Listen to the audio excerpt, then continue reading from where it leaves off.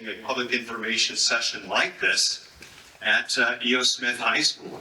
And where we were at that point in time, obviously, was so very different from where we are today. That predated CIFSIC and all the steps we've taken. And I think tonight you're going to hear about the tremendous strides that we've made in addressing this crisis. So in terms of our objectives tonight, number one, we want to educate homeowners and other property owners who might be less familiar with the CIFSIC program for remediating crumbling foundations. But then we also want to talk about the resources that we think we need, we being CIFSIC and CROG. We think we need to effectively end this crisis here in our region. So without further ado, I'd like to welcome Ellington's first select woman, Lori Spielman, to the stage to give a hello, and then we're going to hear from Congressman Portland. Welcome, Lori.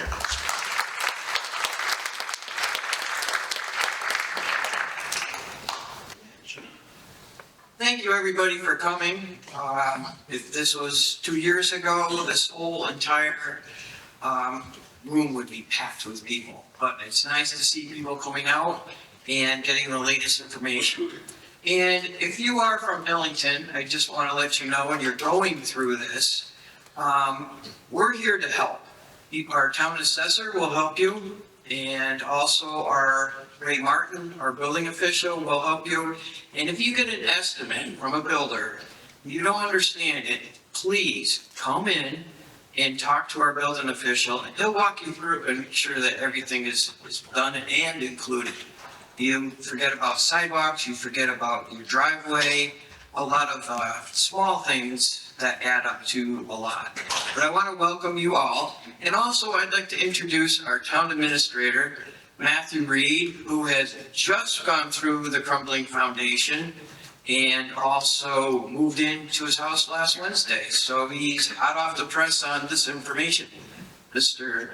Reed? Last 12 weeks, I myself have been a customer of CIFSIC and have had my foundation replaced. I live out in South Windsor and discovered back in 2020 that I was a victim of a crumbling foundation and engaged in the CIFSIC inspection process and had testing done, had a core test done, had an engineer come out and do a visual inspection of the home and found out that in fact there was pyrite in our foundation. It was not very obvious, and of course we've all seen pictures of the homes with the large jack cracks and spider cracking. The cracking was somewhat subtle, but it was enough to put me in a category where it was necessary for immediate remediation. And so after gathering all the documents and following all of the steps that are required by CIFSIC in order to put in my claim, I ended up in the participation line, and after a few rounds of funding, we were fortunate to be funded, and June 24th of 2024, the project started, and we moved back in on September 11th. So if you're a local resident and you have questions maybe about the process and you want to talk to someone one-on-one, I may be able to offer a little bit of information. But of course, CIFSIC and CROG, these are the organizations that have been helping people on a large scale throughout the region. Like Lori said, we are here to help. We're not here to put hurdles in your way. We want to make sure that the process goes smoothly for you. My only piece of advice is patience, patience, patience, and cooperation. It's important that you follow all of the steps in order to get the evidence and the estimates and the information that's needed in order to process the claim. And if you're unfamiliar with the claim process, of course, you're going to hear more about that tonight. So thank you all very much for taking the time to attend. And without further ado, I will pass this back to Matthew. Thank you. Thank you so much, Lori and Matt. Not only are they great champions for the town of Ellington, they're also champions for the region. And Lori serves as the vice chair on our CROG policy board, which is our primary governing body, and she's done that for many years. So now why don't we hear from our congressman, Joe Gordon. Okay, we don't have sound. Wish I was at Ellington High School this evening, but unfortunately we have a schedule conflict down here with votes this week. Just want to, again, acknowledge the great work of Matt Hart and Pauline Yoder. at the Capital Region Council of Governments for organizing this event.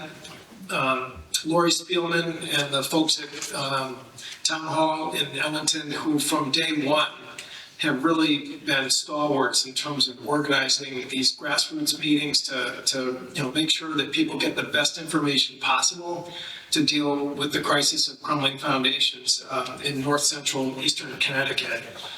I was sort of thinking about the fact that this coming July in 2025 would be the 10th anniversary of when the story broke that, great reporting by George Colley about the fact that this problem of pyrite infection in foundations that homeowners were experiencing was not sort of an isolated event, but in fact it was a systemic event that was caused by, again, a quarry that had defective aggregate that to this day is still haunting homeowners in our region. We have come a long way over those 10 years. The first meetings, which were organized, and again, the Crumbling Foundations Coalition and Grassroots Organization, that my good friend Tim Hine led the way and continued over the course of many years to make sure that homeowners were getting updates in terms of just the scope of the problem, the nature of the problem, but also the organizing effort to get help. Primarily from Hartford at the General Assembly, but also certainly at town halls.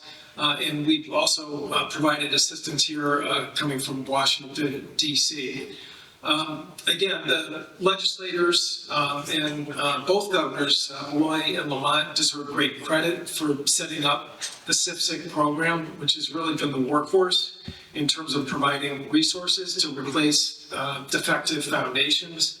And again, just want to give a shout out again to all the legislators who may be in attendance this evening about the fact that, this is a very competitive process that you have to go through every year with budgets and bonding. And the fact that this has been so successful is really a testament to your persistence in supporting this effort. And we have been so blessed to have Mike McLaris take on the role as director of CIFSIC. His unique background and experience living in Ashford, Connecticut is just an amazing serendipitous benefit to our region that, we had somebody who was really able to, with a really sharp insurance risk evaluation background, organize this program and really stretch the dollars as far as he has. And I guess we're fast approaching the 1,000 mark in terms of homes that have gotten help through CIFSIC, which is really just, you think back of what it looked like 10 years ago. I mean, it's an amazing record of success. In Washington, we have been working in terms of a variety of initiatives in terms of getting funding to UConn to do better research to understand this problem. They also have set up a free testing program for homeowners. We, in 2022, with CROG's help, got a $2 million appropriation to help homeowners with some of the non-CIFSIC covered costs that are associated with foundation replacement. And I think that, again, there's going to be a conversation this evening about how that program is being operated by CROG. And again, I want to say thank you to Matt for, again, him and his team for doing such good work in that area. And for a short period of time, we actually had favorable tax treatment for homeowners in terms of uncovered and unpaid for costs. That is still an ongoing issue here in Washington. And there could be very much an opportunity in 2025 when some of the expiring 2017 tax code provisions, including the elimination of the property casualty loss, are basically sunset and will create I think, a real opportunity to reinstate the tax benefit, which again, the IRS supported back in 2017. My office, again, is happy to update people in terms of any questions that you might have on any of those issues. The bottom line is, though, that all of this success could never have happened if it was not for the incredible work of homeowners and advocates in the community at the grassroots level, which caused this change to take place. And again, they didn't have super lobbyists or super PACs or any sort of, what a lot of people think are the only levers that make the political process work. It was just old-fashioned democratic grassroots organizing and getting the word across. And we've got more work ahead. I'm sure, tonight people will get the latest information, which is terrific because you can never over-communicate when you're talking about an issue like this. And I certainly look forward to working with all of our partners to making sure that we solve this problem for every homeowner in every corner of the state once and for all. Have a great conference. Thank you very much.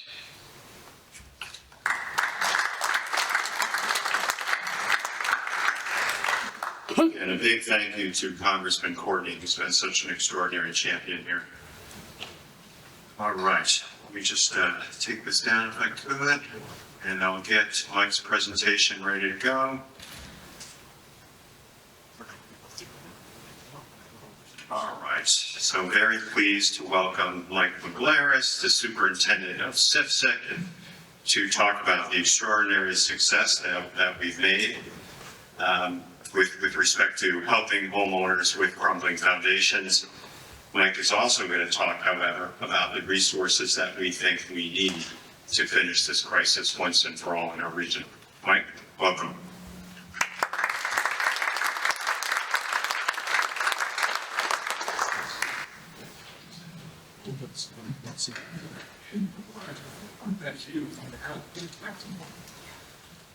I'm going to ask if I can just get the house lights on a little bit. Is that possible?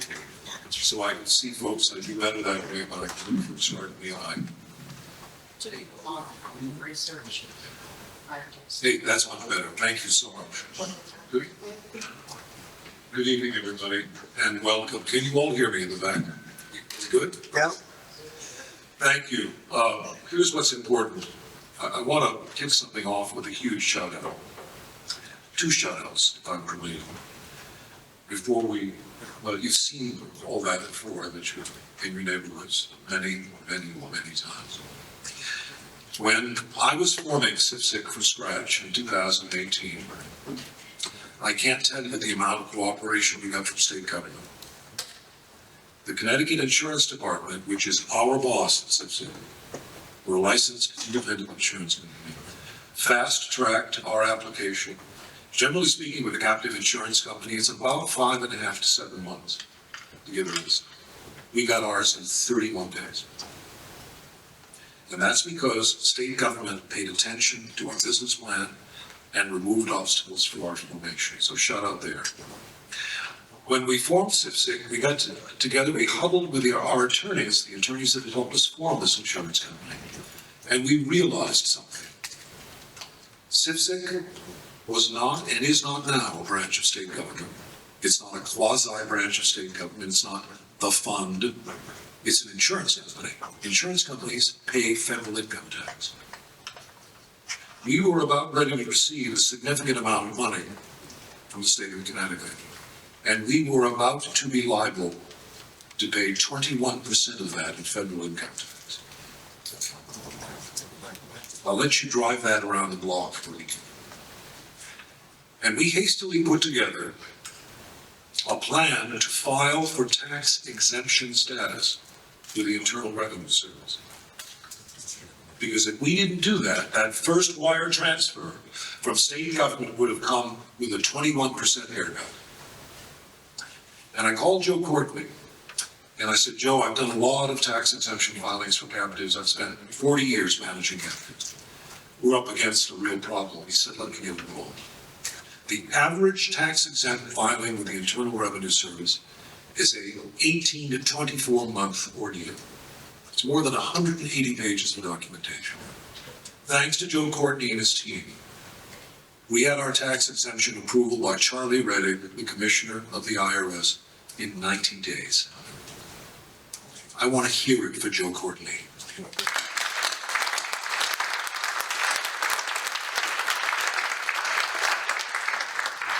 And that's not a political announcement.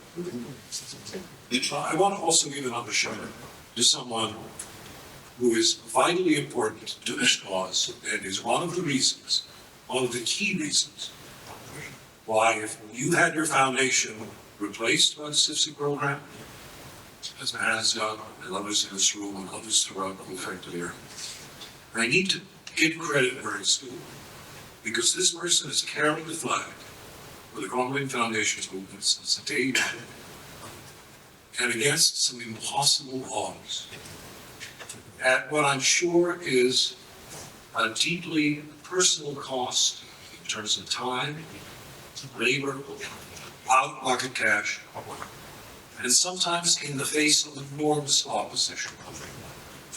But this person has been stalwart and attentive and has put the victims first. I would not be standing at this lectern tonight if Debbie McCoy had not come.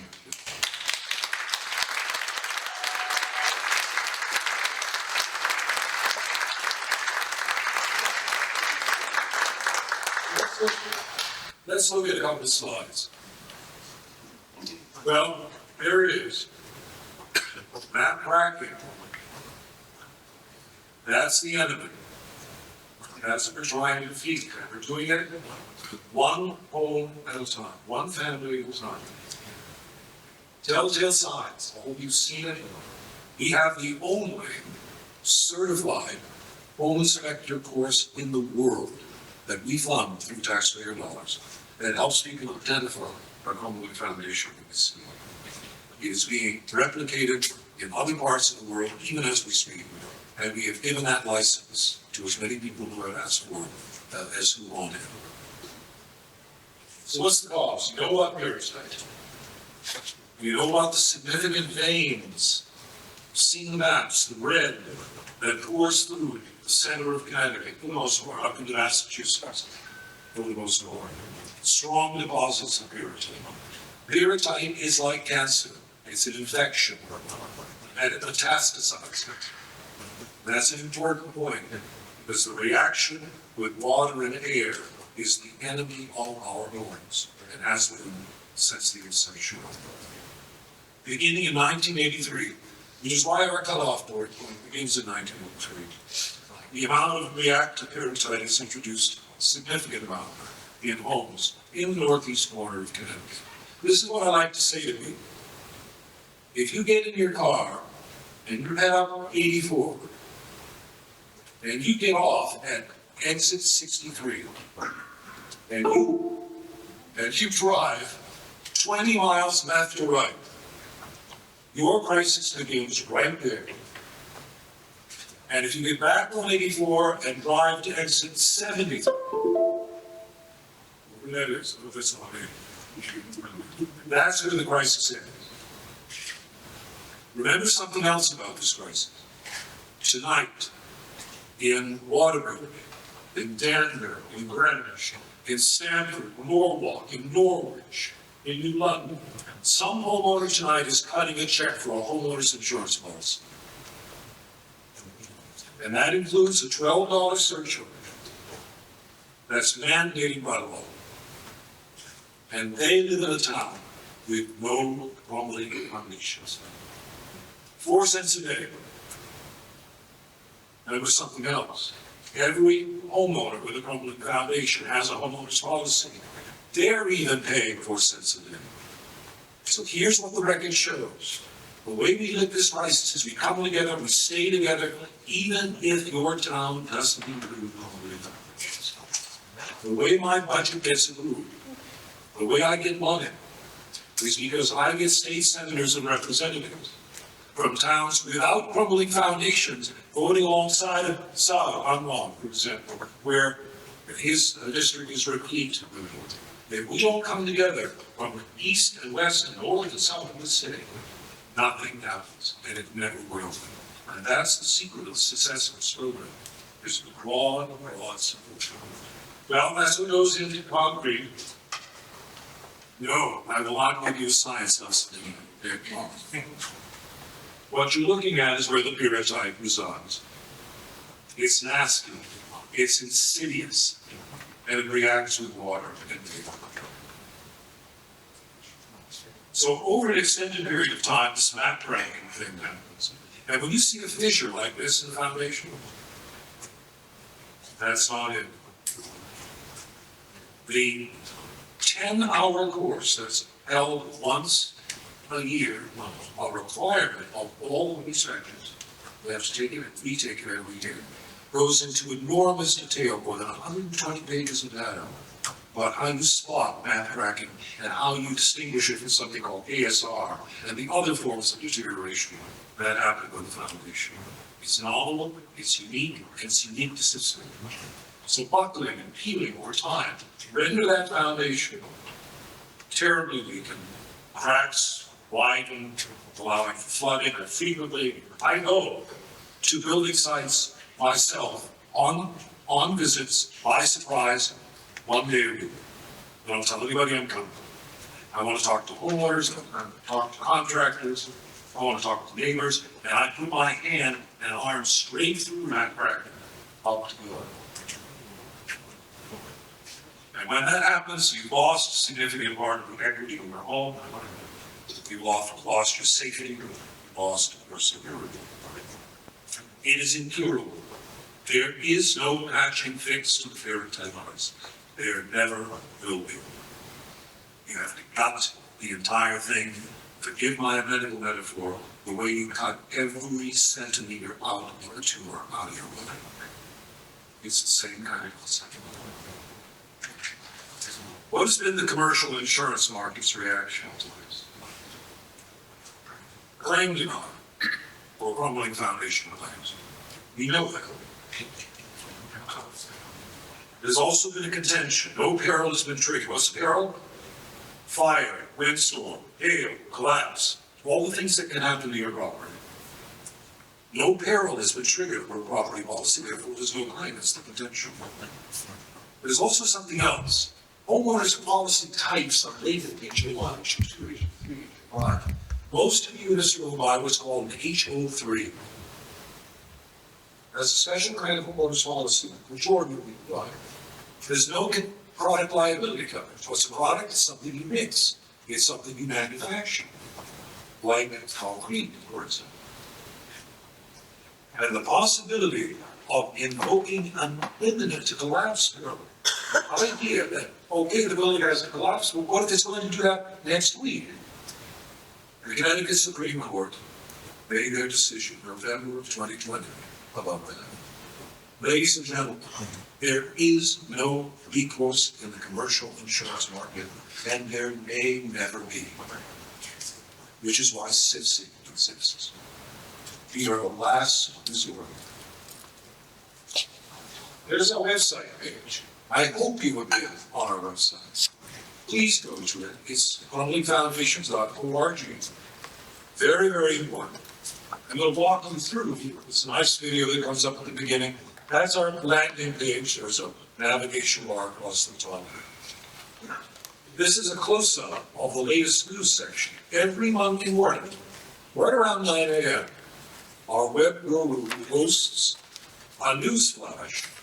And I know that if I'm 20 minutes late, Debbie McCord is on Facebook telling maybe 18 minutes. Here's what's important. It's where you get the latest news.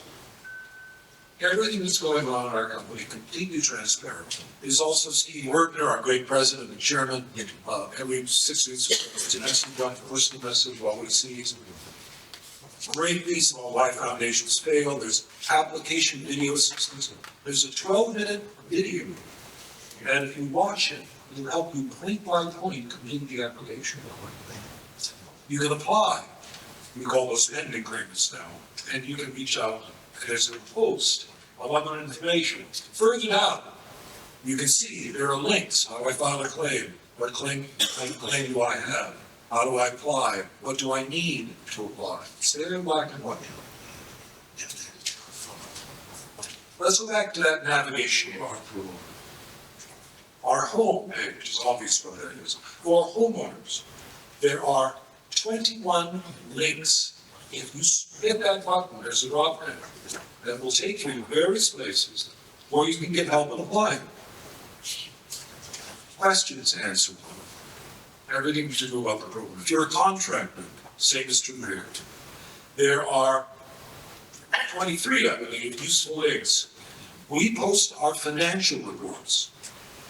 Once our audit is completed, they're up online for the world to see. We hide nothing. Our annual report, which is probably coming out in about the 10th to 12th of October, will be our 6th annual report. We are undergoing an audit process now. It's our 6th audit process.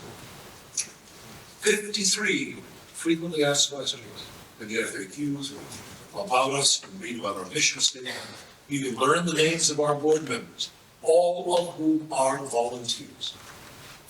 I've got 3 of them here tonight. Matt, of course, you know. Dan Coyne, wave hi, Dan. And Don Poulin. All of these people give generously of their time because in some cases they have been victims themselves. This is just a snapshot of the forewater section. Determining your type of claim, what we'll pay for, how much we'll pay, what we won't pay for. It's all in black and white. You can also study our underwriting guidelines. But I don't advise you studying our underwriting guidelines unless you're having trouble sleeping. They're very lengthy. If you have a question, call my office. Useful links. Just a sample of the useful links we have. And we have more coming out in about 2 or 3 weeks.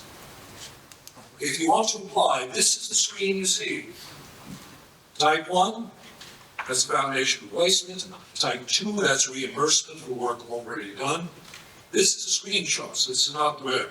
But if you click right now, take type 1, it would turn orange, and it would lead you directly to the place you can apply electronically. We use artificial intelligence techniques to gather the data so that my claim staff can eventually open your file and do something with it. If you forgot to upload something, see the box below? Do we take applications by mail? Of course we do. I have sat around kitchen tables and taken applications myself. I do it all the time. So, the statute enabling our existence was signed by Governor Lloyd October 31 of 2017. We were incorporated in June of 18, the board of directors appointed. We were granted a license by the Connecticut Insurance Department on August 8, equal license number 29. We spent that time building out infrastructure, and I spent time asking state government to really send us some money. They eventually did. We launched on January 10, 2019. Did we have, and do we have 30,000 people with this problem? No. 25? No. 20, 15, 12, 10? No. On day 1, we got 227 applications. But I'm going to tell you something. We've got a real human crisis. I don't have a Crumbling foundation. My home was built in 1850 and it's stone upon stone. But I feel like I've got 2,367 Crumbling foundations. Because I don't sleep well at night. Part of that's my advanced age. Part of it's because I worry about my claims. And my staff worries about our claims. And we have received to date, thanks to you, taxpayers, $205 million. See that number? And it's more to come. And lastly but not least, we don't pay a penny of federal income tax because we are a charitable organization, mission-driven, and exempt from federal income tax, again, thanks to the court administration. There's the numbers. Those numbers, by the way, are long. You see the date? September 6th. Every day that passes, we are now up to 2,367. I have signed 1,329 participation agreements, and we have 976 homes fully restored in every respect with regard to foundation. You're going to hit 1,000 very soon, but here's the problem. Those of you who have ever tried to lose 10 pounds, it's the last 2. So getting from 976 to 1,000 is, I think my board members would agree, is a little bit arduous. But we're going to make it, we're going to announce it, and we're going to throw a hell of a party when it happens. Okay? That's really, really important. Let's look at some more numbers. Claims paid today, $153 million. Type 2s, which are reimbursements. Type 1s, which are remediations, such as what Matt went through. And people today, before I left the office, I signed 6 authorizations paying out. So it goes on, it goes on, it goes on. We have claims in reserve, like 81 million, I'm rounding. What's the claim in reserve? The insurance companies maintain on their financial reports a reserve for the potentiality of paying claim. We do the same thing. We have $81 million for known foundation claims that we haven't gotten to. Well, now there's that number here, 80.7, see it? In the middle, we have something called pending claimants. Pending claimant is a file we haven't opened yet. We don't know what the status of that is. Why? Because we're back now. We're waiting for additional funding. Oh. Out there somewhere is $40 million of severity coded free claims, of which not a single file has been opened. Got it? But we know enough about the program to estimate what the liability is. So if I add the 80.7 volume and the 40.3, I get an outstanding value of all the claims that we know about in our system. 121 ship. Right now, this one, a lot of that changes, right? Everybody get that? You can ask questions. Well, there's that number again. There's the reserve value of the claims we have, the verified Crumbling foundations and pending claims where we know that when we open that file for the first time, it's going to be removed. The number on the left is what I've got, the number on the right is what the state of Connecticut still owes me. Now, looks pretty good, right? I got more money coming in eventually between now and 2030, then I've got outstanding claims. Everybody get that? Wrong. Because the number on the right is finite, and the number on the left is growing. And it will surpass the 132 in 18 months. So, here's what I need. And I've told Governor Lamont this, I've told anybody who was, I am that close to driving this state through the heart of resources. We're going to top off at 3,700, 3,800 total grants, which is a major human catastrophe. And I need about $160 million to do it. If I can get the healthy home surcharge of 4 cents a day extended for 6 more years, and I can get 4 more $25 million bond blocks. It's the end of the crisis. Now, I want to be clear, I'm not saying in 2045, someone will record a Crumbling Foundation. But we have to take into consideration that the taxpayers of the state of Connecticut are not going to continue to do this indefinitely. I'm a taxpayer of the state of Connecticut, and I wouldn't continue to do it indefinitely. It's got to be an end. And that end is coming, it's less than 4,000 million. Please write to your representatives, write to your senators. If I get about 160, I pledge to you tonight this crisis is dead. Word from me. So, the top 10 towns, the little things, little listen. 87% of this crisis right there. The numbers in black inside the tower are the number of claimants we've had since day one. The number in red is what our algorithms say is coming down the pike. Think about that. Stuff in black is stuff registered in our system. We have 6 terabytes of data. The stuff in red is what our actuaries project is open and possible. You see why I need the money I need? It's coming, and it's more than the 132 that I have. Very important slot. This crisis isn't over. But when it is over, it will be over big time. As a result of our success, Liberty Mutual, Travelers and Hartford, I negotiated a deal with Attorney General Jefferson and those three insurance companies for them to contribute $12.5 million to the victims of the strikes. What got in the way of my negotiating with 10 or 12 more insurance companies, so the number would be 25 to 30 million, was the Connecticut Supreme Court hit me over the head with their ruling in November of 2020 on my limited collapse scenario. All of a sudden, the insurance companies stopped returning part of the But I am enormously grateful to the Mutual, to Hartford and Travelers, who every day of the week are contributing to these to this program by helping claimants who are their insurers. The real estate crisis, I think, has improved. We know now of people with crumbling foundations whose homes 3 to 4 years ago were selling 45 or 50% of their appraised value, but now close to their appraised value, in some cases above their appraised value. They're sitting there. We have created more than 225 construction jobs in this country.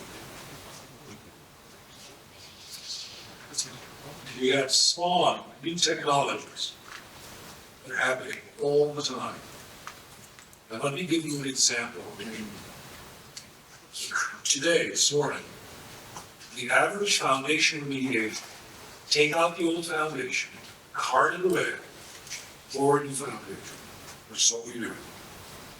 Our average this morning is $136,611. That's down from $174,500 3 years ago. It's called competition. And if I strip all the condos out of that, all the PUDs out of that number, and some partials because we do additions or we open the house is too old, the number rises to $164,500. My cap is $190,000. To anyone who challenges whether or not the cap works, the cap works. Now, what are the number of people who have some skin in the game in excess of the cap? Those 976, a moment ago, 4% had expense in excess of 190 cap that came out of their pocket. Why? They're living in a 5,000 square foot house. So, CIFSIC has done its job. We've reduced the cost of construction. We've spawned new technology. We've reduced the time it takes to get this done. Contractors have it. For roughly about 16 and a half weeks down to over 14 weeks. We're making improvements all the time. 87% of the tax abatement crisis in the town of question has been moved. There's light at the end of this time. And we're going to see it through together. 160 million is what it's going to take. Another 100 million bonding and 6 more years of health and surcharge. I need to educate the commercial insurance marketplace. I'm 46 years in the insurance business, and I'm going to tackle that personally. I want more and more support from the commercial insurance market. Continued reluctance by banks to grant mortgages on these homes. I've invited every banker I know to call me personally. I'll meet with them in their board, and I'll explain how the moment I send you a participation agreement and I countersign it, we're 15 weeks away and all of the equity restored managers. So give us a break. And we need bipartisan support. Continue to have it. And remember something. Tonight in Waterbury Convention, you choose the job. Somebody's cutting a check for a homeowner's policy and paying a $12 surcharge to help us out. And it's never going to be a Crumbling Foundation in Waterbury. If we can embrace that and keep that mantra going statewide, we're going to lick this crisis. I thank you very much.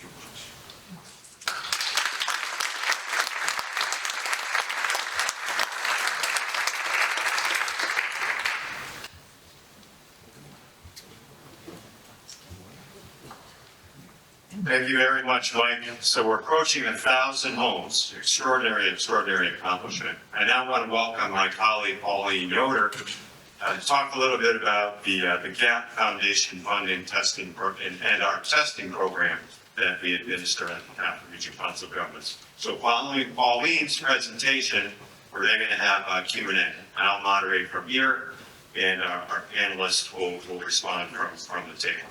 Pauline, welcome.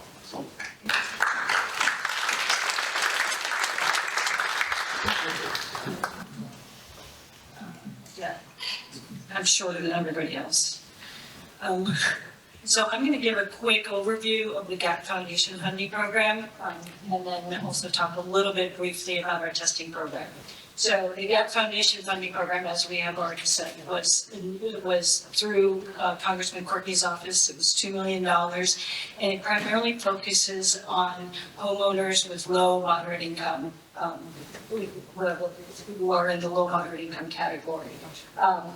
And it's administered through the Housing and Urban Development Agency, federal agency. And the reason why I say that is, as you know, it was awarded in 2022. And it took us quite a bit of time to work through things with HUD to get things going, partially because they actually had 1,000 grants that they had to get out the door. So they took some time organizing that on their end. But I'm pleased to say that we are probably going to be having that first house shovel in the ground by the end of October. Where's wood? All right.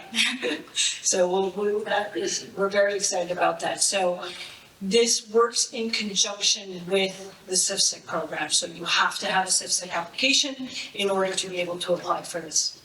And it covers anything, it covers items that the CIFSIC contract doesn't cover. And there's a lot of every house is different, every nuance is different, so every situation is different. So as you go through the application process, our consultant will work with you to sort of get that squared away, your contract squared away, so that it meets the HUD requirements as well as CIFSIC and working with CIFSIC for that. It is low moderate income, as I said, as defined by HUD. Once again, that depends on which town you're living in. There's a different chart for every town. There's a different chart every year. So we'll walk through that with you. It does require income verification. So tax returns, W-2s, paycheck, stubs, things like that, they will ask you for those things. And then it also requires a site visit and a radon test. One of the reasons why we do the site visit is that we do not want you emailing us your income verification or your tax returns. Please don't do that. We will pick them up from you physically so that we can keep those secure physically as opposed to having it out on the web. So I'm going to walk through how the application works. That QR code right there will take you to our website, which will take you to the pre-application. That's the first step. Actually, the first step is applying for CIFSIC, and so we do Mike's thing first. And then you can come to us, do the pre-application. We will do a phone interview with you. And then during that phone interview, we'll say, okay, you need these documents for us to be able to collect when we come to that site visit. And we'll list that out for you, give you a good outline of that. We'll do a site visit where we take pictures of your house and the situations to get an understanding of what your needs are. And then that also includes a radon test, which we give to you and you set up in your basement or the lowest level of your house. You send back the radon test results. That you can email to us. And then the finalization, we do the finalization of your income verification in the back end. We give you a preliminary award letter saying you passed all of this arduous paperwork. And with that, we say, select your contractor, select your contract. Once you have that contractor contract through and you've decided on which contractor, that outlays what CIFSIC will pay for and what CIFSIC doesn't pay for. And once we have a copy of that, we will give you a final award letter that says, your total contract was XYZ, this will pay this amount at stage 1, stage 2, stage 3, and the final payment as well. So that's the Gap Foundation funding program. And we are, once again, it is all through Congressman Courtney's office that it has been possible. And then our foundation testing program, which I think all of you are familiar with, we've had, that has been going on since November of 2017. I believe we launched in November of 2017, so it's been 7 years almost already. We've had 4,000 plus applications, and actually, it's 3,700 applications have been either paid or approved. So that is going, it is going. And if you need a home tested because you're about to buy a house in one of those top 10 towns that was built after 1982, before 2015, then this is where you go to get that house tested. And it's a reimbursement program, for those of you who don't know, for visual test. And we also reimburse for core test. Visual test is 100% up to $400, and the core test is for 50% up to $2,000. Thank you, Kelly, because I probably forgot. And that's all that I have for you. And I think next is questions. Just so people know, those QR codes at the bottom is the CIFSIC QR code, and then a QR code for the CIFSIC website, and then our 2 programs as well. Thank you, Pauline. Testing 1, 2. So I'm going to leave this microphone here with our panelists, and I'm going to go back over to the podium here. Mike, pass this around if needed. On. It's live. It's live, so you can't say anything bad about it. Okay, so we're going to do our best to run this as an old-fashioned town meeting. Folks with questions or comments, if you want to line up in front of a microphone, that would be great. As a courtesy, though, I'd like to turn to our state representatives to see if there's anything they would like to say. I know we've got Senator Anwar and Representative Foster here today. It's great to have you both. And feel free, and you both have been so supportive. And we've got others here as well. Thank you. Thank you.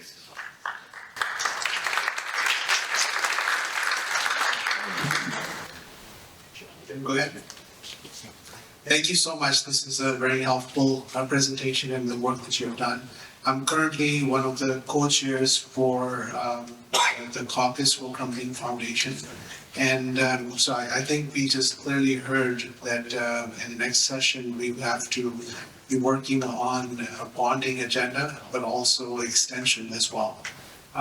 So I think the key thing is that we have been very fortunate that the legislators out of this community, as you have stated, have been very helpful and willing to be supportive.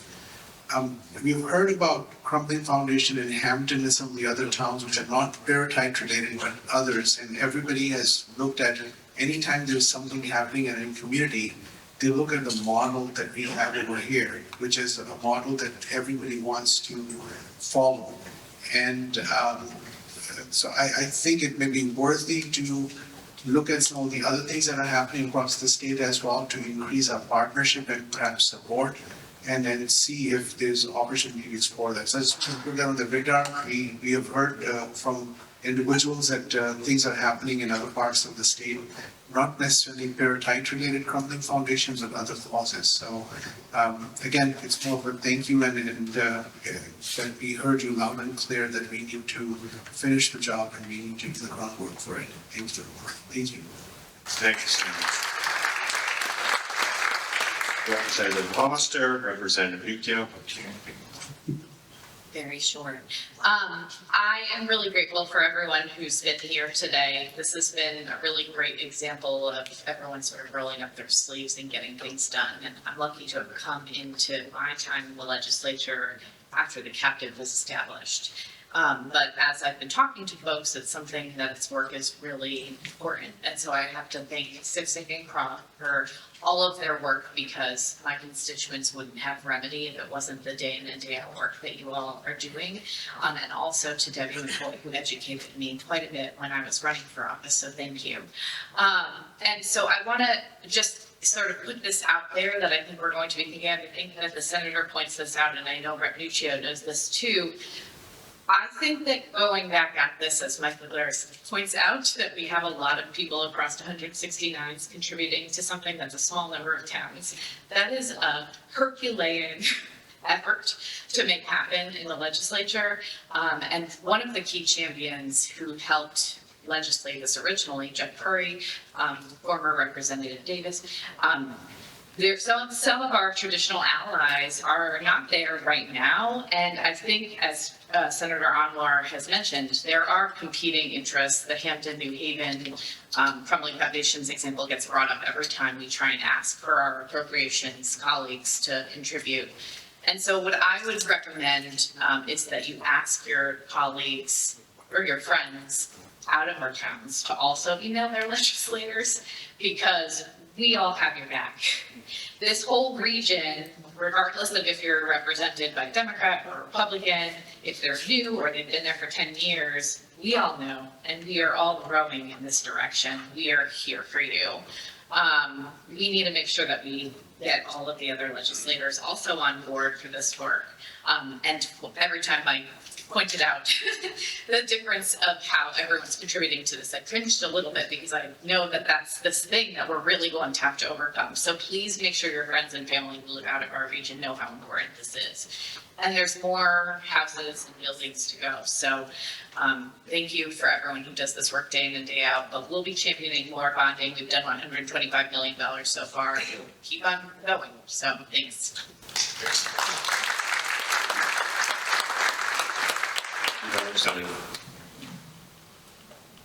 Another short person here. I am Representative Tammy Nuccio. I represent Tolland, Ellington, and Vernon. And as a lot of people know, Tolland is really kind of was the epicenter of all of this happening. And you have my ex-town manager now as your president. So, you got the better end of that deal.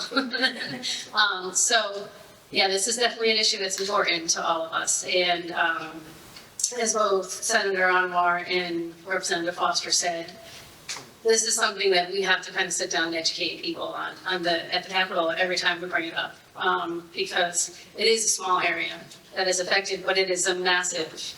It has a massive effect on the state as a whole. So the fact that we've got so many homes now that are up and running and is huge, because we show the results. We show what that does to the towns that Grand list. We show what it does to the stability of people moving into our towns and that. So it's important for us to have this information. We're going to have to sit down and have some very serious conversations to try to get another $100 million in bonding and to extend that $12 surcharge, because every time it comes up, as JD mentioned, it's both sides of the aisle that we're talking to and we're fighting, because, it's everybody's paying for this, but, it's not my town, and that happens a lot at the Capitol. So, you have a strong contingent of representatives on both sides of the aisle that are willing to work together and go to bat on this. So we'll continue to do that. I did have one question though, and I don't know where this stands. I have quite a few businesses. We have town buildings that have crumbling foundations, and I have businesses that have crumbling foundations. And I don't know if there's any consideration for them going forward after we hit the homes, and the apartments and the condos and stuff that we have now. Like, is there something that we're gonna look at for these buildings? The answer is that's up to legislation, isn't it? Because I've legislated, I can only do residences. We did, 18 months ago, we did a study, comprehensive study of 100 public buildings. We came up with exactly one severity code 3. The crisis, Representative Butcher, the crisis seems to stem, or I'll put it a different way. The crisis is identified best by remembering that commercial buildings had vigorous concrete testing at the site of the board, and home foundations don't. So I would say that that's something we should examine again. So it was 18 months of the study. In fact, it's on our website.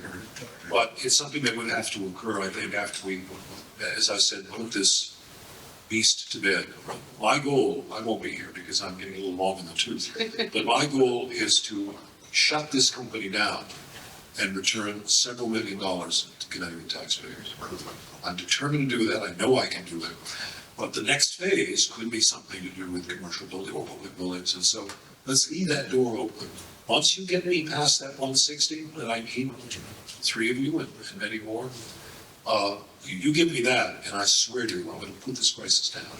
But I got to have it, because what you wouldn't want to leave is 900 to 1,100 families literally dangling behind us. But I can fix it with the extra funds. So it's a sort of a bleak answer to the question, but I think we should consider it. I appreciate that. And the 9 to 1,100, are those people who've already applied, or are you assuming that there's still people out there that haven't applied yet?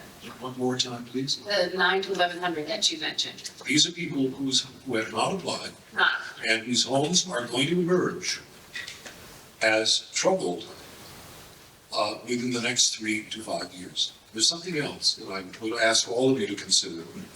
The number of people who walk away from a Crumbling Foundation's home is a much larger number than you realize. The number of people who apply to my program, become active and go into the participation agreement line, and walk away and don't tell us they're leaving town is a large number. So don't let me go there, because I'm saying some things I shouldn't say. But what's critical in this whole process is the people who are developing and seeing their Crumbling Foundation develop in front of them. They're not shy. They're applying. And we get their applications every day.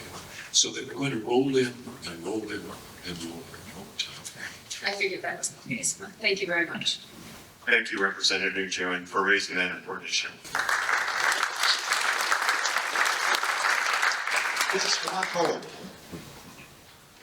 If you could just give your name, please. Everybody knows. I know. Hi, You've already been Debbie called out. Boy, the Connecticut Concrete Queen, international advocate. First, I'd like to say thank you. You brought tears to my eyes. I didn't expect that. Second, I'd like to acknowledge the fact that we have a Mass homeowner, Mass state representative, and a Mass senator here to learn about this excellent program that Connecticut has provided for the victims of Crumbling Foundation. I do, however, have a question. I know so much. I'm not omniscient, but this new program through CROG, I get asked all the time, what does it cover? Does it cover only foundation repair or ancillary costs like the insurance program where you get $25,000 if you're with Liberty or the Hartford Travelers for ancillary costs? And then the second question is the radar test. Okay, so I'll answer the easy question first. The radon test is required by HUD. Don't ask me why. They require it, so we said, okay, we will do it. And that's, and in terms of what it covers is our goal is to restore the home to what it is now with a good foundation. So let's say, so in CIFSIC, for example, doesn't cover sidewalks that lead to your house that are going to get torn up as part of the foundation process. That will be covered. But not all sidewalks are covered. So this is why it depends on your house. It depends on, if you want to cover the sidewalk that goes all the way around the perimeter of your property, that's going to get torn up. That's likely not going to get covered. It is the sidewalks that will lead up to your house and different things like that. Driveways? So once again, The patch on the driveway. so most likely, I want to say probably yes, but not guaranteed. It depends on where the driveway is and the impact of it has to the relationship of where it is to the house. And also, so it's things like patios can be covered, things like accessible entranceways. So for example, CIFSIC doesn't cover if you have steps leading up to your house. I do not believe CIFSIC covers those steps, but this program would cover steps leading up to the house. Or let's say you have a house that is, once again, it depends on the house. Let's say your house was one of those really bad houses that had started to teeter, and so the window frames got messed up, and things like that. This program would cover those things. So it really depends on the house. And this is why we don't list out what's covered and not covered, because, but we try to make you whole. That's the goal of the program. Okay, excellent. Thank you, guys. And thank you all again for everything you do for everybody in this room and for the state of Connecticut. Great, Chris. We get still on. Welcome to our friends from the Crumbling. So as Mr. Assessor's walking up front, I wanted to ask Mike a question. Mike, can you tell us what amount can homeowners be reimbursed now under the CIFSIC remediation program, and how has that increased over time? The current cap on allowable concrete cuts, which are clearly defined, in fact, they're defined in contracts now, is $190,000 as of today. We started at $175,000, as many of you may recall, when we opened our doors. About 18 months ago, or that's 2 years ago, we did a study, an economic study of construction expenses, personnel expenses, all the things that go into the foundation remediation. And it was recommended that we increase the gap to $218,000. A bit of a leap for me to go from 175 to 218, we settled on 190, and 190 seems to be doing it because, as I said, as of this morning, our average remediation all in is just a little over $136,000. Thank you, Mike. 190,000. I hope everyone caught. Mr. Assessor, John, welcome. I wasn't aware that one of the penalties of being a town administrator is that we have this foundation issue. But first off, I do want to thank the continued efforts on this program, and have kind of one question and maybe a comment. Obviously, there's a couple types of repairs now. There's two main types of repairs.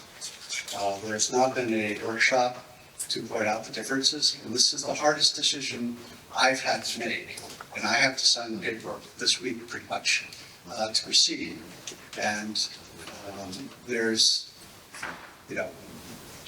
whether you can live in a house and use the panels, or whether you want to stick with traditional concrete. And there's no good source of information out there. There's no workshop of people sharing their experiences of what works, what doesn't work. And it's the hardest decision that my wife and I have had to make, and we have to make that decision now. So I urge that, and maybe you have more information on this, but it hasn't been done in a public forum. So I urge that for consideration, because that is a very tough decision, whether you can live in a house while the work's going on. They say you can, this doesn't work. So that's one suggestion that I have for future information. So May I just address that question? What you don't know is my board is meeting in November, and on the agenda is a proposal I will put in front of the board and recommend to sponsor such a seminar. And so let's get the word out, because you're correct. The way that you folks learn about, is it panels, is it lifting, the way you learn about that is by going on Facebook, is by talking to your neighbors. And John, we're totally correct, it's important. So we're gonna sponsor, if my board approves it, I expect they will, a way for reputable people to stand at the same table with each other and discuss what we're going to do and invite them all. That, I think, is the least we can do. We won't, that's not, we're not embracing any methodology. We're not choosing one over the other. We're just giving a forum this August tonight for all the views to be held. That's in our plans for 2025. Thank you. Thank you, John. Thank you, Mike. Anyone else have a question or comment? Please come forward. If you could just hit your name, sir. Yes, my name is Mike, and we're going through the process. My question is this, well, actually, first, thank you for all you've done to make this possible. But my question is this, so we're going to be out of our house for 6 to 8 weeks or maybe even longer. Are there any options that you have found out about, maybe you could pass on to people that are going to be in that situation, where to live for those 6 to 8 weeks? From a civic standpoint, we have zero information on that. Now, it's not because we're not concerned about where you're going to end up, particularly if you've got pets and kids in school and all the stuff that goes on with families. But our resources, Mike, are so limited, and our ability to reach people is so limited because of our resources, that we don't have any good solutions. Early on in this process, I thought a good idea might be to try and recruit so, 2 or 3 dozen local hotels and motels to give steep discounts to people who have the Crumbling Foundation's crisis and be able to stay there. That didn't pan out.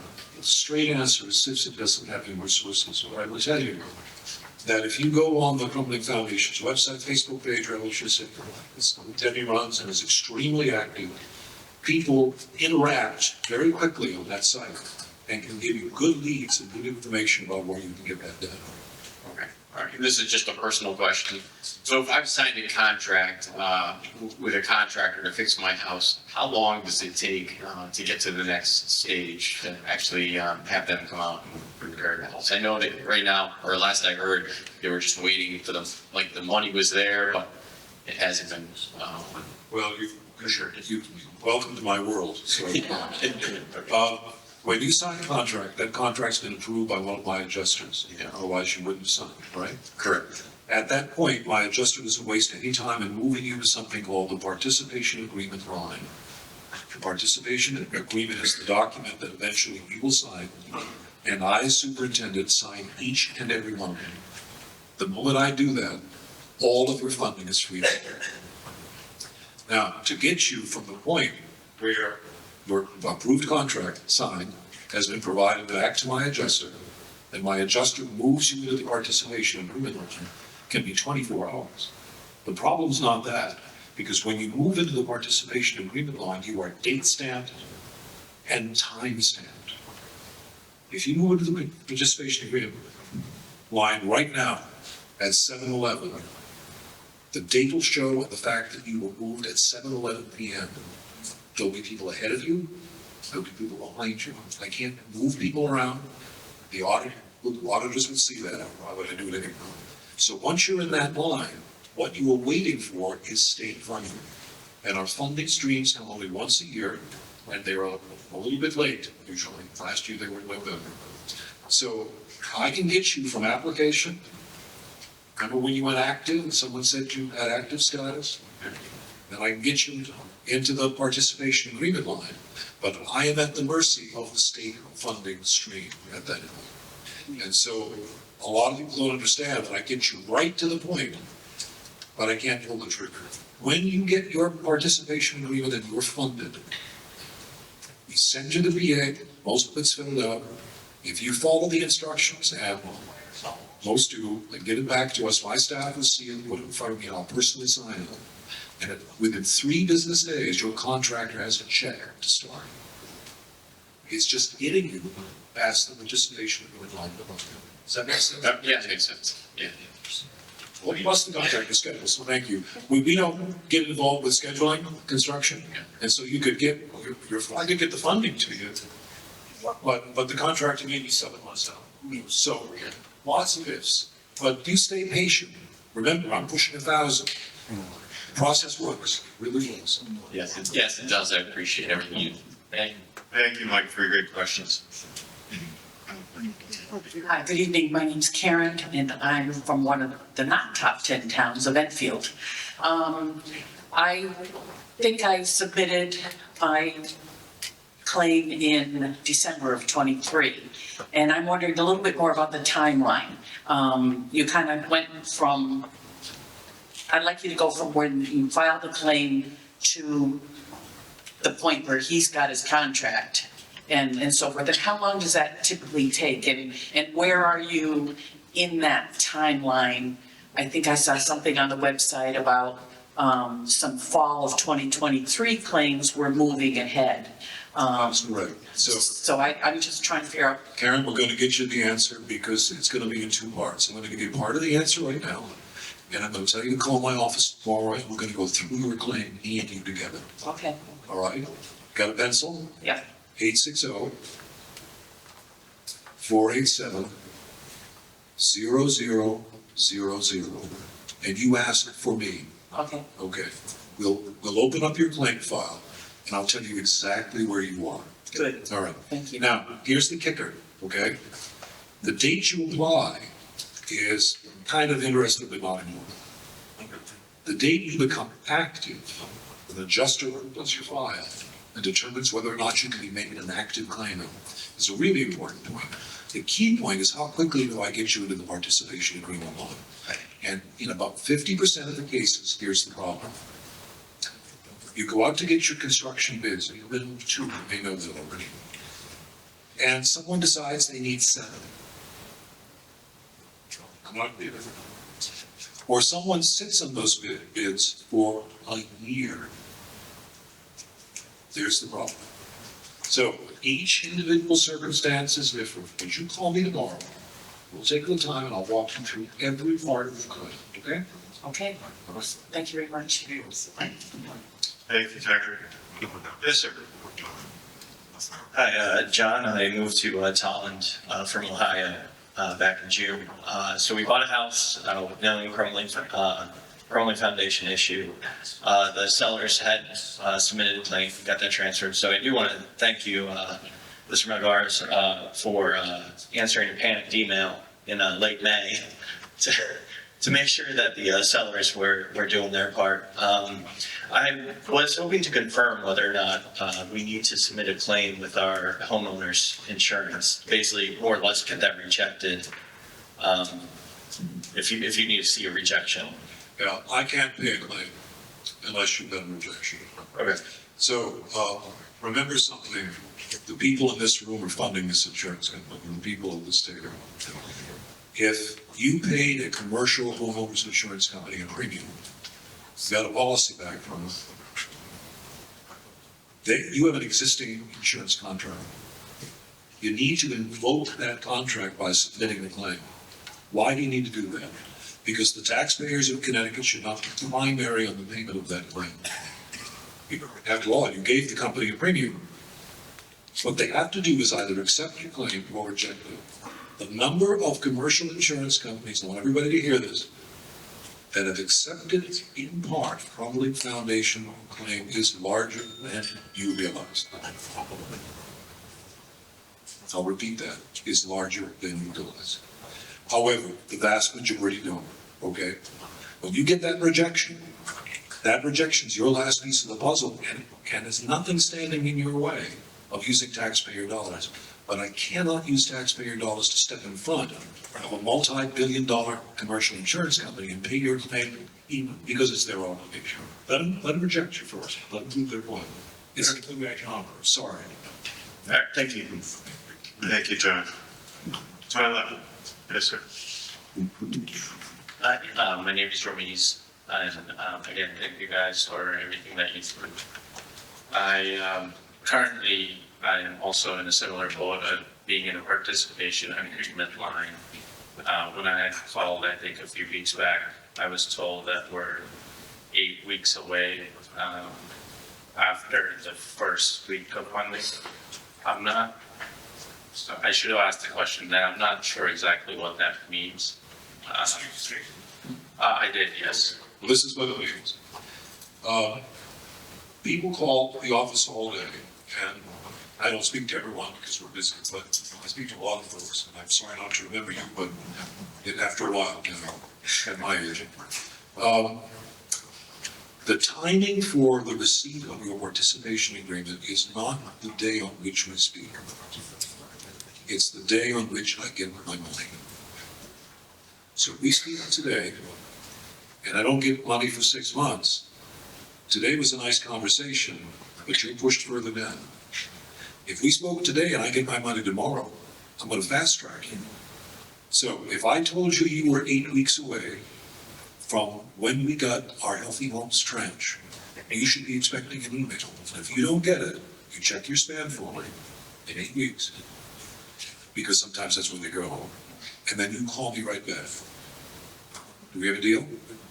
Yeah, I guess my question was, is that 8 weeks, is that just the amount of time it takes to process the funding? No, it's the amount of time, and this is something important, I'm glad you brought the question up, if I may, ma'am.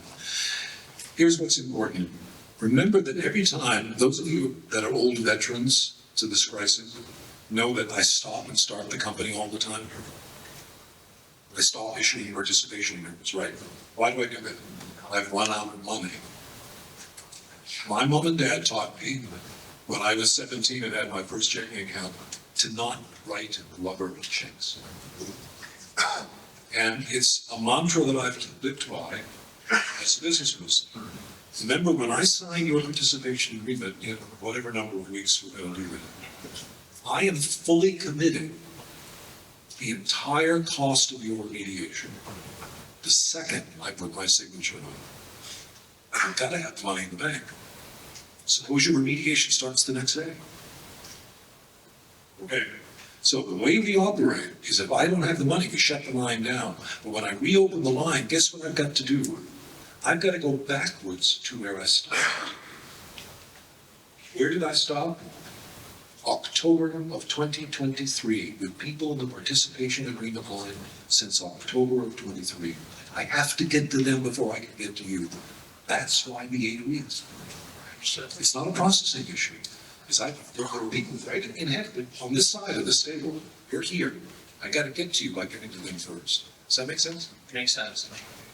Just a follow-up to that. So the funding that you expect this year, or the next funding, do you anticipate that that's going to be 8 weeks worth of funding? What I'm trying to do is kind of plan my life out. So You can plan your life out, but it's you again what's going to happen. If you called and spoke to me, whatever day that was, speak to hundreds of people a month, and I told you you were 8 weeks out, you are 8 weeks out. Your life has been planned for your life. You understand what I just said? You're going to get a PA. Your contract will have a check to deposit in 72 hours. After that, PA is start planning your life. Okay? sounds good. Thank you. Thank you, sir. Next question.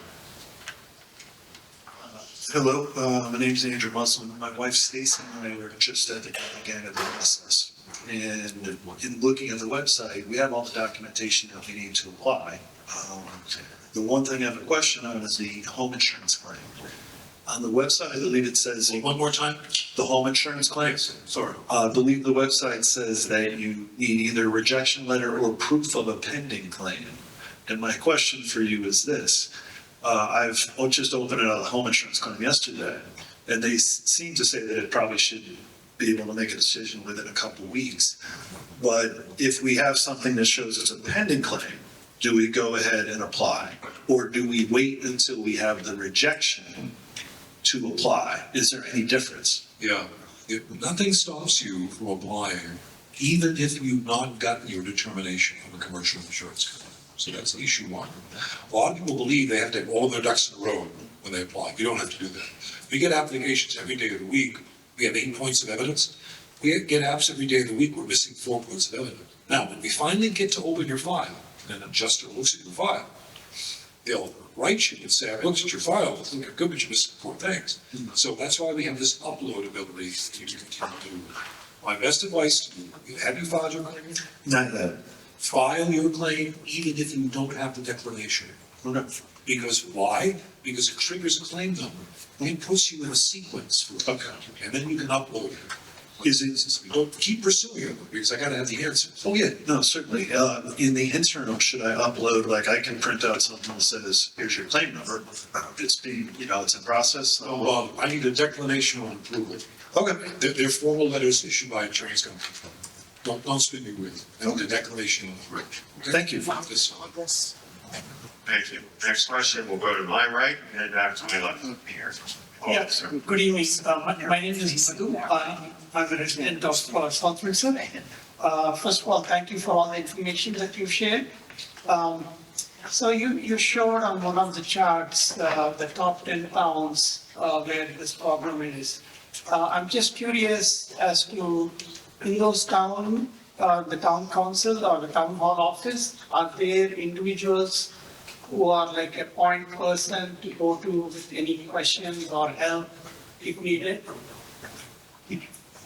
Yes, your building official, I would start there and sit down with him. He should spend some time with you and also talk to your tax assessor.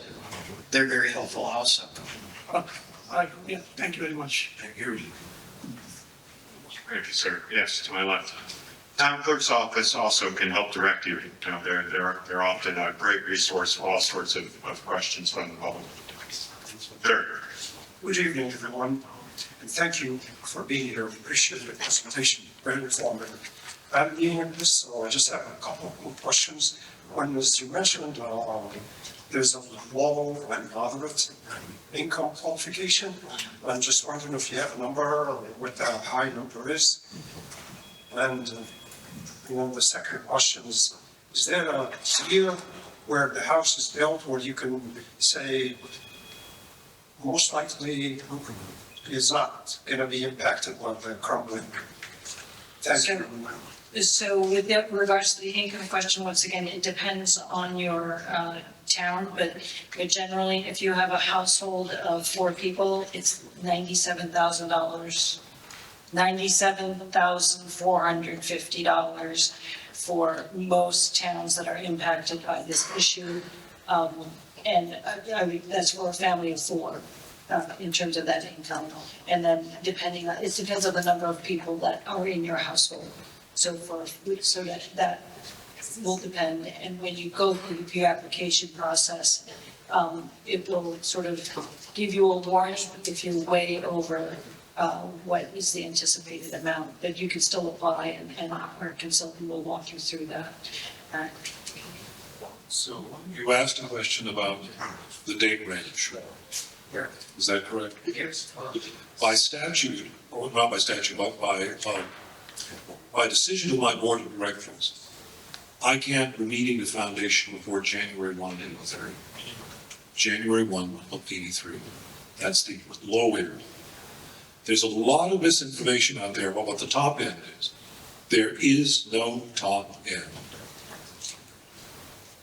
Meaning, is it possible that a house built in 2016 or 17 could have this crisis today, 4 to 5 years later? The answer is yes. Is it likely? Not really. But there's no top end, so we need to dispel that myth right away. 83 is the low end, no top end. Does that help? Yes. But you were also mentioning, 2016 is 2016 less likely to happen. If I were buying a home in New Hampshire, I'd get it tested. New Hampshire, I own New Hampshire. If I were buying a home in Connecticut, I bought my home. I'd be getting it tested. I'd be getting a fabulous CISIC trained home inspector to give me a severity code. I would take every precaution that I could with that. It's the best money that you can spend. Thank you, ma'am. Hi, I'm Stacy Muslin, short. Question about the remediation options. So is there a percentage of panel versus the jack-up, the kind that you can share with us, or when you're preparing those further workshops about the remediation options, could you provide that information so those of us who have to make the decision know, like, you know, how many people tend to choose this versus that? The straight answer is, as of today, I don't know the answer. And the reason I don't know the answer is because it's something that we don't necessarily study. However, beginning on January 1 of 25, we're going to undertake a more finite analysis of how many have used what methodology. Again, we're going to do it in the guise of public information on our website. We do not and cannot endorse any way of preparing a foundation. We rely on town building officials and their knowledge of the code to tell us what is acceptable. But we will be providing with that data. We haven't tracked it to date, so stay tuned, okay? Thank you very much. Thank you. Yes, ma'am. Hi everyone, my name is Priya. I'm from South Windsor, from one of those exits we mentioned when you were going through PPT. But first of all, I would like to thank everyone here. Appreciate all of your support, state support, town support, and CFSIC support, CRCOG support, everyone's support. And I know this program is generous. So I'm a first-time homeowner in Connecticut, and then we moved from out of state, and then we bought a house here, and we had no idea about the foundation issue. And then we bought a house in 2021, and then we didn't know that we had to do a foundation inspection, you know, when we were buying a house, and then when we closed and everything. So we was a direct sale by owner, and then when we closed and everything, we didn't know. And then later on we came to know about it, and then when we tested tested our house, we tested positive. And then then we came to know about the FSIC and the foundation program. And then when we were checking for the rules and stuff, then we found out that we were ineligible for the funding because all homes purchased after February 2019, they have to have a mandatory foundation inspection in order to be eligible for this program, and then they should have a report even before buying the house. But we didn't know that, and we got it, and then now we just start, we got to know that our home has a foundation issue in about 2022, and now it's been 2 years, and we're just stuck. So is there going to be another revision of this rule anytime soon, or what would you suggest for people like us who are just stuck here and then we don't know what to do? First of all, I understand exactly what you've gone through. The number of claimants that I've spoken to more claimants than anybody on the planet. I know exactly what you've gone through. The 2-1-19 rule, which is what you referred to, was designed to raise awareness. Don't come into this state and buy a home unless you know we've got a crisis. Don't come into the state and buy a home unless you know we've got the problem. Identify the problem. There's a company called CIFSIC that can help you out. I don't know how many times I've been asked to turn that rule out, and I can't. It was voted on by my board. And I'm deeply, deeply, deeply sympathetic to my problem. But here's the problem too, which is, there was a political candidate in 2016 that used a phrase that I like. It's called, it takes a village. It takes a village to raise a house 9 feet off the ground. That village includes taxpayers, government officials, administration of CIFSIC, my board of directors, all of the great people in this room. And one of the types of people that's part of this village is our real estate agent colleagues.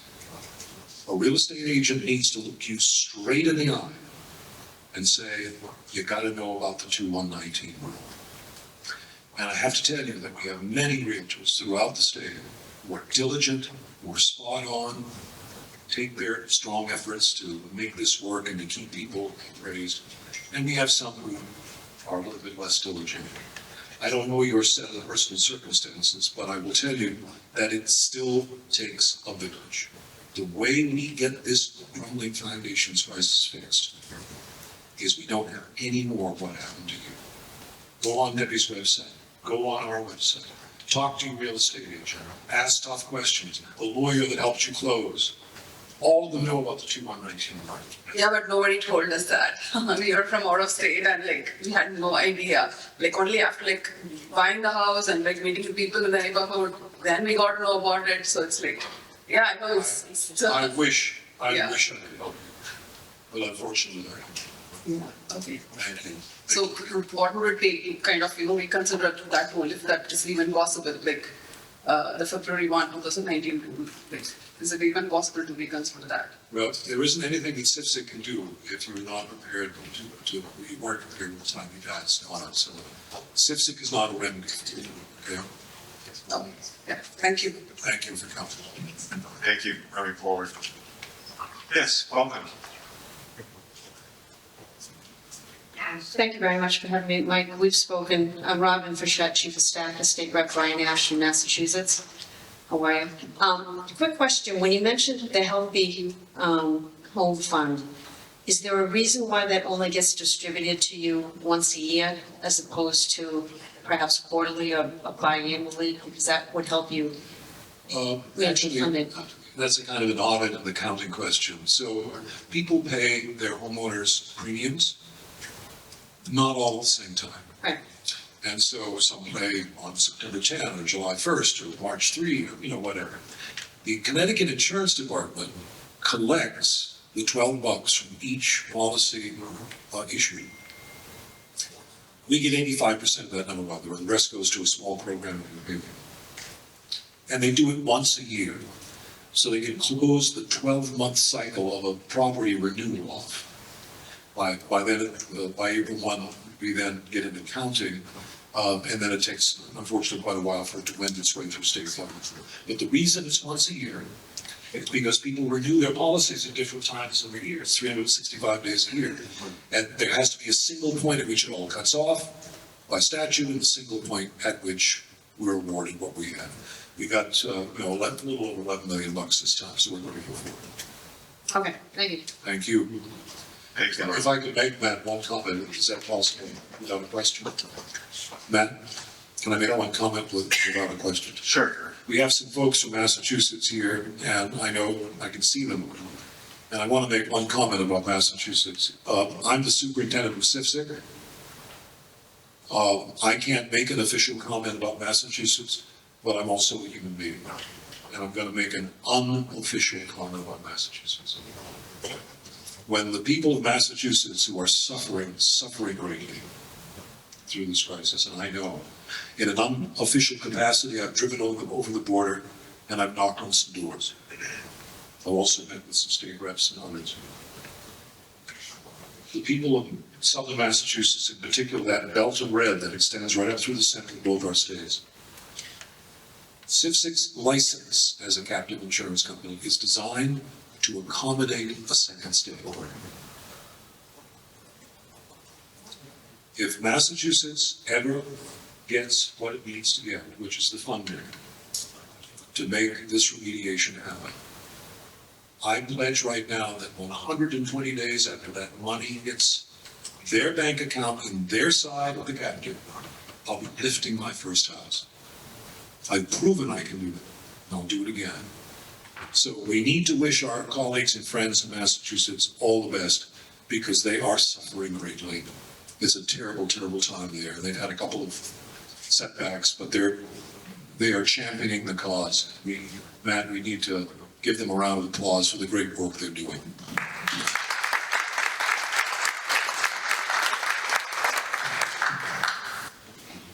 Yes, sir. Welcome. My name is Michael. Just a quick question. All of a sudden, the concrete floor in my house has developed cracks in the floor of my house. So do you provide any funding to check the foundation before it cracks? Or do I have to wait for the foundation to crack before I have it tested? Do you have any data on any of that? We don't do any of that, because we're in the business of paying a claim. Okay, the claim is to apply for it, and we're an insurance company at the end of the day, even though we're not a commercial insurance company. My best is, have you had a review, an assessment by a CIFSIC certified home inspector? Okay, do it. Okay. I want you to go home, I want you to take a hammer to your piggy bank, Yeah. and I want you to hire somebody Because that professional has been trained and goes through a vigorous examination. And they will set this record straight for you. And remember something about the CIVSIC certification program. 8 professional engineers who are not required to take our course, take it because of the cutting edge science. So get on the website, look at the list, and go do it. And the next meeting, you show up and you tell me you did it, okay? Okay. That's the deal. Thank you very much. Thank you. Thank you, Michael. Yes, ma'am, welcome. My name is Susan Stebbins. I am actually a recipient of CIVSIC funding. I've been in this meeting here in 2018, so I'd like to thank everybody involved with that. My question sort of relates to the issue of people who are not covered because they did not get the correct inspection. So my question is actually for Prague, because if an out-of-state person or any person that searches Crumbling Foundations in Connecticut, they are directed to the Department of Housing for the state of Connecticut. The Department of Housing, state of Connecticut references the Prague map, which has not been updated since 2018. Are there any plans of that map being updated? Because I know a lot of realtors are telling their people, these are the towns, when it's not updated. Actually, it was just updated a few months ago, so it is up to date. It's up to date on the Department of Housing? I know that's not yours. I cannot speak for the Department of Housing website. Because I just looked at Department of Housing today, and they were referencing in 2008. I cannot control their website, but officially in statute, the realtors need to reference the list held by CROG, which is available on our website, under CROG, if you public general, Crumbling Foundations, that has the updated, map on there, and I actually had someone looking for it today, so it is updated. It's updated, I don't remember, it was like, it was recently. Yeah, it couldn't have been that long ago. 3 to 6 months ago, what was that? 4 months, I recall it coming up. I think it was over the summer that we updated it, so it has been updated. Fine. With different numbers. Okay, thank you. Thank you, Susan. Yes, ma'am, welcome. My name is Linda, and I had a question regarding I had a question regarding the original insurance claim. So we have done that, and part of the documents were to get the declaration from the insurance company stating whether they would or would not pay the claim, and we did that. Now, I'm a little confused because there's a gentleman here who said he moved here, received a transfer of claims. So my husband and I are planning on selling our house to our son. So it sounded like after he received a transfer of claim, that he had to go through his insurance company. So is that something that my son will have to do? Once we transfer the claim to him, when we sell him the house, he has to do that part of it again? The person who handles transfers in my company, his name is Terry. I'm going to ask you to stand up right there and address your question. But you'll need to give up the mic. You'll need to give up the mic. There we go. So, if that documentation transfers to your son who's buying the house, he does not need to get another dinner out or whatever the insurance company decide whether they're accepting or didn't. For the other gentleman, he's still here. Right up against the mic, Terry, please. The other gentleman who said he had inherited a claim by virtue of his status as a transfer claimant, if he inherits the letter, the claim denial letter, then he too does not need, but it could be that he did not, or it could be that he doesn't know, in which case there's got to be something on file. Does that help? Is that clear? Ma'am, is that clear? Okay. Thank you, Linda. Thank you, Terry. Yes, welcome. I have a question maybe. Or you must be just against the mic, otherwise we can't hear I you. have a question maybe not about pending applications, but is there an updated standard of concrete that has been created to eliminate, the high ratio of pyrite within the concrete so that people that are having this done, it doesn't happen to again. Mike, I think we discussed this at a recent board meeting. Is there updated standards for concrete? The ratio of concrete with pyrite in it. The standards are that we have a testing program mandated by law right now. Every quarry in Connecticut has to be tested. So the front end, you saw that pie chart that I had with what is in concrete, all that has to be tested. And on top of it, we have now in place fairly recently, a delivery ticket requirement. Every time a truck shows up on a site and begins to pour concrete, the driver has a delivery ticket in his hand.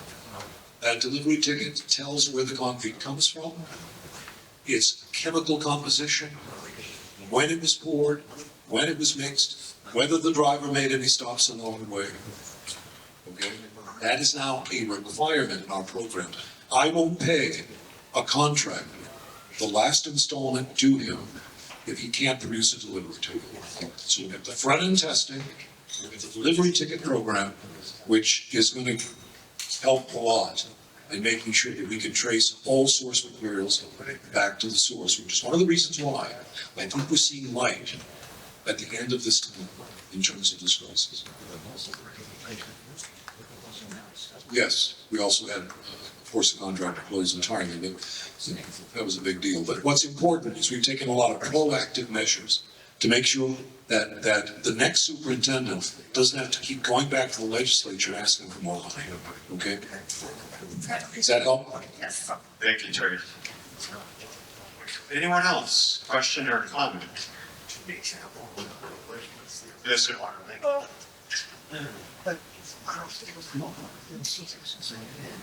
My name is Nick from Chaplin. Thanks everyone for the work that you've been doing. My question's a little bit odd perhaps, but I noticed in the very last question of the Claim 1 application, it asks if you have a mortgage and who that mortgage is through. And so I guess I'm curious why that information is necessary, or what I'm really getting at is if I were to, pay off the mortgage before they start to replace my foundation, would that make me ineligible for this program? Absolutely not. Okay. The number of people who pay cash for their homes is staggering for not having a mortgage. We started to collect that information early on in our process. One reason only. We wanted to work with the banks who had these mortgages because we sensed on the horizon a problem in future in granting a mortgage to someone with a crumbling foundation. And we wanted to end run that as fast as we could. So we collected that. Candidly, some banks have not cooperated with us and won't grant you a mortgage with a crumbling foundation, and some do. So the rationale behind collecting it was to try to help the victims. Okay. Thank you. Thank you, Dan. Yes, sir. Welcome back. Just a follow-up curiosity question. For the testing purposes of the concrete, I'm just curious to know if are there agencies other than University of Connecticut which do the concrete testing? Because I know UConn does it for free for the residents. Is that right? Trinity will do it as well, Trinity tests. But what's really important for you to know is that UConn will come and pick up samples. They'll drive to your house, pick up samples, and test it for you. Okay. So you should take advantage of any opportunity you can to determine the composition of your foundation. Now, we at CIFSIC don't pay claims based on testing. We've adopted a visual inspection methodology that gets the claim managed faster, okay? But that doesn't stop you from being curious and getting the data that you need. You can only be an excellent way to do that. Okay, yeah, all right, thank you. Do you realize the third question costs you? Yes. But I still have 10 minutes, so I just want to take that one. You had mentioned about working with banks, who would give, or who, I guess, are willing to give, mortgages to those with crumbling foundations. Is there a list of banks anywhere on any website? No. No. Because remember something about a mortgage. Mortgages are up to credit checks, up to officer decisions of banks, up to varying kinds of data and information about you personally. Pauline applies for a mortgage tomorrow at the same bank that I apply for 2 days from now. We both have high credit scores. She gets it, I don't. They're always contributing factors.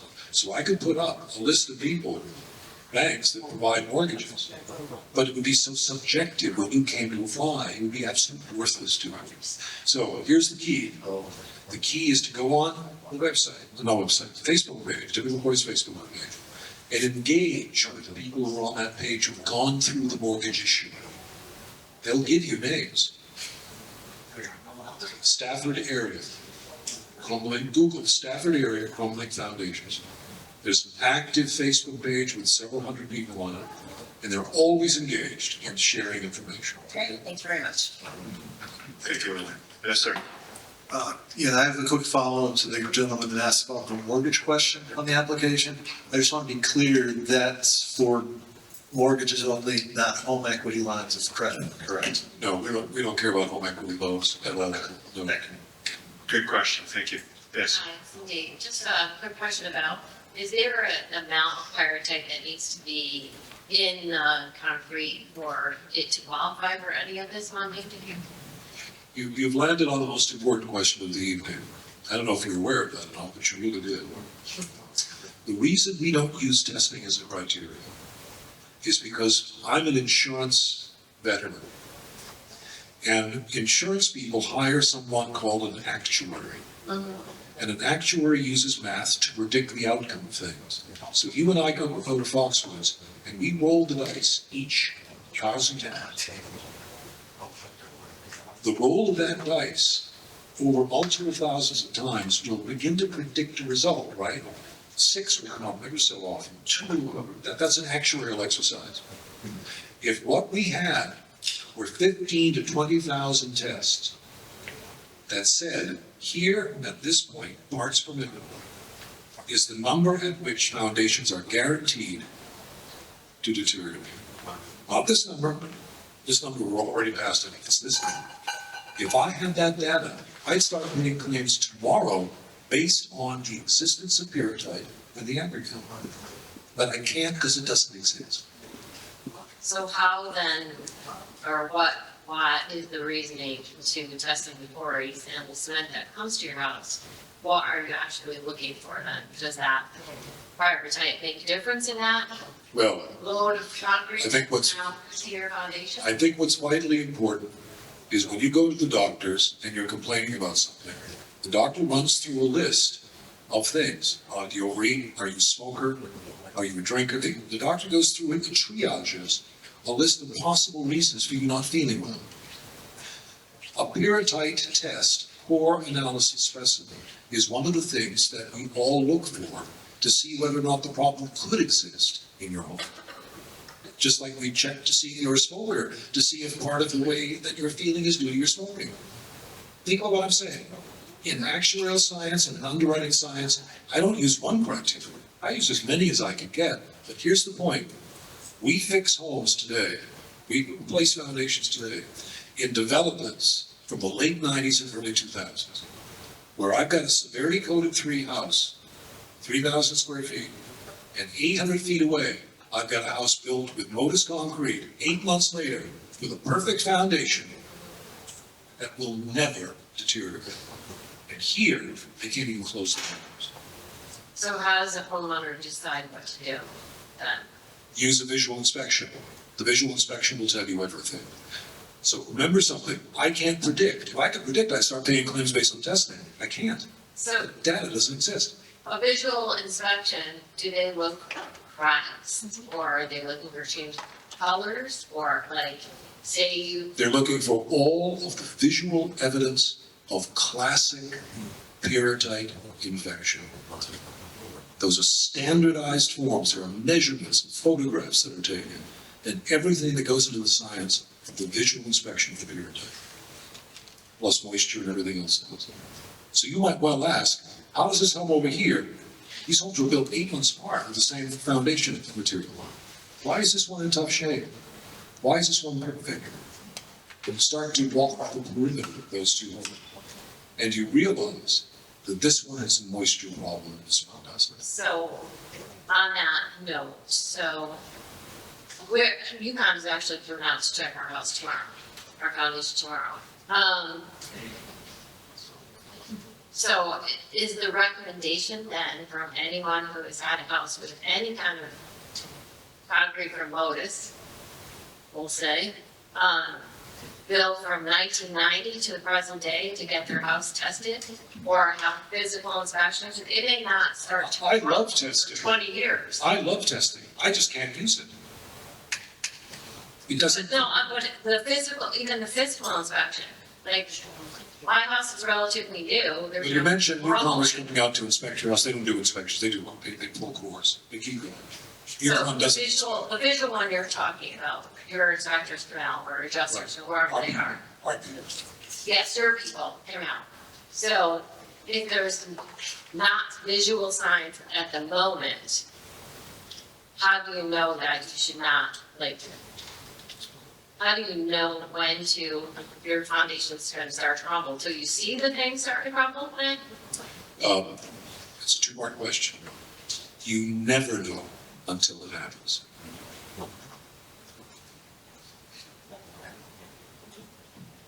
So one thing is that the Yukon test will give you a point of reference, right? They'll be able to at least give you some data points with regards to the likelihood of it eventually happening. But as Mike said, it may never happen, even if they say you have a 70% chance of it happening. But UConn is not in the business of projecting when a foundation will crumble. Correct. Period. Right. I agree, but they can give you, what they'll do is they give you a data point of how much peritite you have. Right. But that is no indication of whether you will eventually have the problem or not.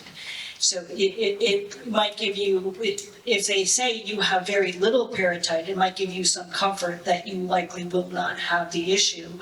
But it's not 100% guaranteed. If you're looking for a piece of data that says from 0.00 to 1.00, right here, 80% chance your foundation will fail. Down here, 40% chance it will fail. Up here, 97% doesn't exist. And I need 15 to 20,000 tests where we can begin to see the value of that so I can pay a claim. Not on visual inspection, but based on that gamut. Probability.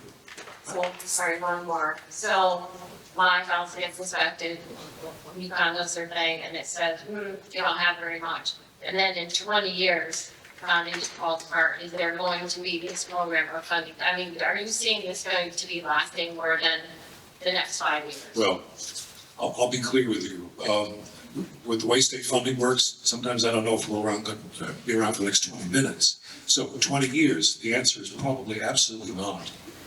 So I would say to you, Get out now. well, nothing prevents you right now, today, from applying to my program. In the absence of a crumbling foundation, we have something called a Severity Code 1, which is a perfect foundation. Get in line. Remember, the more people in line, the less likelihood that the state will shut me down for lack and not give me funds. Why? Because those are voters I'm leaving behind. Okay? All right, thank you. Thank you. Thank you. All right, I think we've got time for one more question. Yes, sir. Sorry, I'm coming up again. I realize we're across. This will be 25 cents. I'll be happy to pay that one. There's gap funding application based on the income criteria, but if you don't qualify for that, are there things that can help us find that funding, or how do we If you don't, qualify for gap funding, which I think is your question. Correct. There is a loan program available through a couple of banks. You go on the CIFSIC website. You know the CIFSIC website. And there's a direct connection to those two loan programs. Excellent. So those banks, like initially there was a website bank and then multiple, I think I saw 3 banks on one website and then only one left is yours. On my website is the only place you're gonna be able to go and find it. So if you're wandering around on other websites, don't do that. Go to my website. The banks are there, the amount of outstanding capital is there to be loaned. There's a wheel that shows exactly where we are. That's the place to go. And that's current information. Okay? All right. Well, I want to thank our panel, certainly, tonight.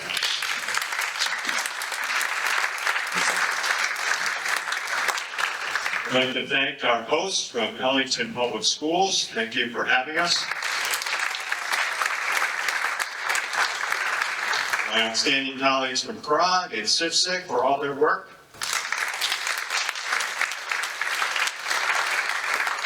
And thank you all so much for coming out today. We really appreciate it. As we talked about, we made a lot of progress, but there's a ways to go. So please spread the word about the programs that are available to help our homeowners in our proper state. Thank you all and have a great evening.